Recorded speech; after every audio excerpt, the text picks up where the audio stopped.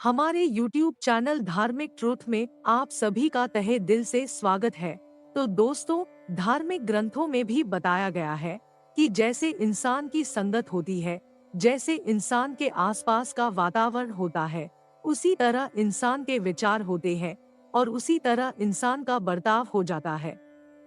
घर में होने वाले हिंसा, पति पत्नी के बीच में होने वाली दूरियां, पढ़ाई में एकाग्रता नहीं मिल पाना, अचानक से पैसों का नुकसान होना, परिवार में एक दूसरों से क्लेश की भावना उत्पन्न होना, खर्चे बढ़ना, इन सभी घटनाओं के अलग अलग कारण हो सकते हैं। परंतु इन्हीं कारणों में एक ऐसा कारण है जिसके कारण आपके घर में अनुचित घटनाएं उत्पन्न होती है, जिसे वास्तु दोष का नाम दिया गया है। इसी वास्तु को बिगड़ने में आपके घर में उपस्थित कहीं ऐसी चीजें होती है जिसके वास्तु में होने के पश्चात मनुष्य का स्वभाव और विचार भी उसे अपना लेते हैं, जिसके चलते घर में दारिद्रता और क्लेश निर्माण होता है। तो दोस्तों, हम आपको ऐसी 10 चीजें बताएंगे जिनका घर में होने से आपको भारी नुकसान भुगतना पड़ सकता है। तो इसमें पहली वस्तु है रामायण महाभारत के युद्ध की तस्वीरें। जी हाँ दोस्तों, रामायण और महाभारत में भाइयों में क्लेश, परिवार के सदस्यों में षड्यंत्र और स्त्री का अपमान दर्शाता है। ऐसी तस्वीरों के कारण इंसान के विचारों में परिवर्तन होने की संभावना होती है, जिसके कारण इन तस्वीरों को घर से तुरंत हटाना जरूरी है। दूसरी वस्तु है भगवान की टूटी हुई मूर्ति और भगवान की टूटी हुई फ्रेम। यदि आपके घर में भगवान की कोई टूटी मूर्ति है या फिर कोई ऐसी भगवान की फ्रेम जिसकी कांच टूटी हुई है, उनके कारण परिवार के स्वास्थ्य संबंधित दुष्परिणाम देखने पड़ सकते हैं, क्योंकि भगवान के टूटी मूर्ति में प्राण शक्ति की कमी होती है। तीसरी वस्तु है टूटा हुआ आईना। तो दोस्तों, जब भी आप अपने आप को टूटे हुए आईने में देखते हैं, टूटा हुआ आईना हमेशा आपको आपके अंदर की कमियों को महसूस कराता है, जिसके कारण आपके भीतर एक नकारात्मक ऊर्जा का वास रहता है। चौथी वस्तु है कांटों का पौधा। दोस्तों, घर में नींबू, कैक्टस जैसे पेड़ रखना अशुभ माना जाता है। कैक्टस कांटों के द्वारा किसी को अपने पास आने की अनुमति नहीं देता। उसी तरह यहाँ एक नुकसान पहुँचाने वाली श्रेणी में आता है। ऐसे पेड़ों को आसपास रखने से इंसान को अकेलेपन से लगाव हो जाता है और वह क्रूर विचार का बन जाता है, जिसके कारण ऐसे पौधों को घर से निकालना आवश्यक है।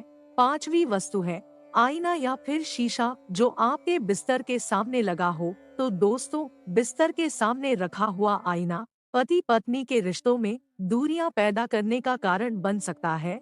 सोते समय किसी अनुचित व्यवस्था में देखने से नकारात्मक भाव इंसान के मन में पैदा होते हैं, जिसके कारण वह अपनी पत्नी या पति का सम्मान नहीं कर पाते, जिसके कारण पति पत्नी में दरारें पैदा होती है। छठी वस्तु है टूटे हुए बर्तन या क्रोकरी। घर में टूटे हुए बर्तन या क्रोकरी दरिद्रता का निशान माना जाता है।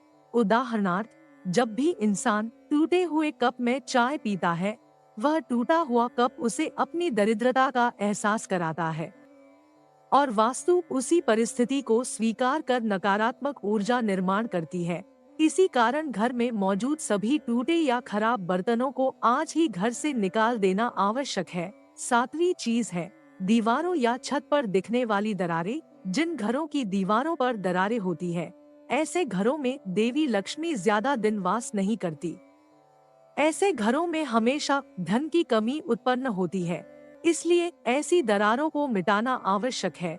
आठवीं वस्तु है टूटी हुई घड़ी, बंद घड़ी जो दीवार पर अथवा कलाई पर होती है। तो दोस्तों, घड़ी इंसान को समय बताती है और समय इंसान का जीवन है। यदि इंसान का समय रुक जाए या फिर समय में कोई दरार उत्पन्न हो जाए, तो उसके जीवन की गति धीमी पड़ जाती है, जिसके चलते वह धन सफलता को देर से पाता है। घर में या फिर कलाई पर बंद घड़ी इंसान के विचारों पर अवश्य प्रभाव करती है, जिसके कारण बंद या फिर टूटी हुई घड़ी को आज ही घर से निकाल दे। अगली वस्तु है रोती हुई स्त्री, बच्चे अथवा गुस्सा दर्शाने वाली तस्वीरें। घर में रोती हुई स्त्री या बच्चों की तस्वीरों को देख इंसान को निराशा प्राप्त होती है।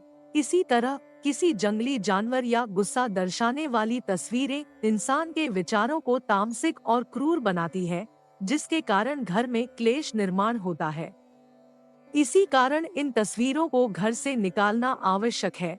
आखिरी वस्तु जिसे घर में रखना संकट को आमंत्रण देना है, वह है पिछले साल का पंचांग, पिछले साल का कैलेंडर। जी हाँ दोस्तों, इंसान अपना अच्छा समय भूल जाता है, उसे स्मरण रहती है तो केवल अपनी बीती हुई बुरी यादें। इसी कारण अपने पिछले कैलेंडर के सामने होने से कुछ बीती नकारात्मक चीजें अपनी वास्तु फिर से ना दोहराए, इसलिए आज ही पुराने कैलेंडर को फेंक देना आवश्यक है। तो दोस्तों, अगर आपको इस वीडियो के माध्यम से कुछ सीख प्राप्त हुई हो तो इसे अपने दोस्तों के साथ शेयर जरूर कीजिएगा और ऐसे ही धार्मिक वीडियो का लाभ उठाने के लिए हमारे YouTube चैनल धार्मिक ट्रूथ को लाइक और सब्सक्राइब करना मत भूलना।